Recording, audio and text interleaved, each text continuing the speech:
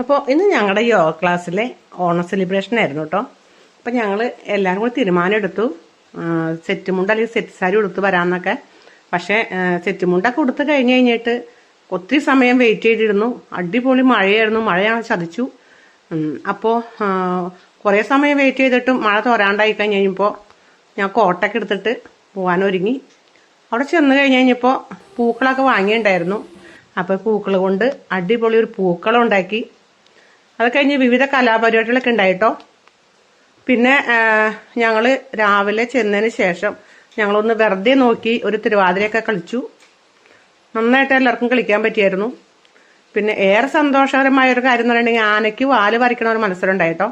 അതിനകത്ത് ആനയുടെ വാല് ഓരോരുത്തർ വരയ്ക്കുമ്പോഴും ഒത്തിരി എല്ലാവരും ചിരിച്ച് ഒത്തിരി ഹാപ്പിനെസ് ആയിട്ടോ. ഇങ്ങനെയൊക്കെ കിട്ടുന്ന അവസരം നമ്മൾ ഒരിക്കലും പാഴാക്കരുത്. പിന്നെ നമ്മുടെ മാഷിൻ്റെ ഒത്തിരി പാട്ടുകളൊക്കെ ഉണ്ടായിരുന്നു. പാട്ടിനനുസരിച്ച് ഞങ്ങൾ ചുവട് വെച്ച് ഒത്തിരി ഡാൻസൊക്കെ കളിച്ചു. അത് കഴിഞ്ഞ് ഞങ്ങൾ അടിപൊളി ഒരു ഓണസദ്യ കഴിച്ച് ഞങ്ങൾ എല്ലാവരും കൂടി സന്തോഷമായിട്ട് ഒത്തിരി സമയം സംസാരിച്ചൊക്കെ ഇരുന്ന് ഞങ്ങൾ പോന്നു കേട്ടോ.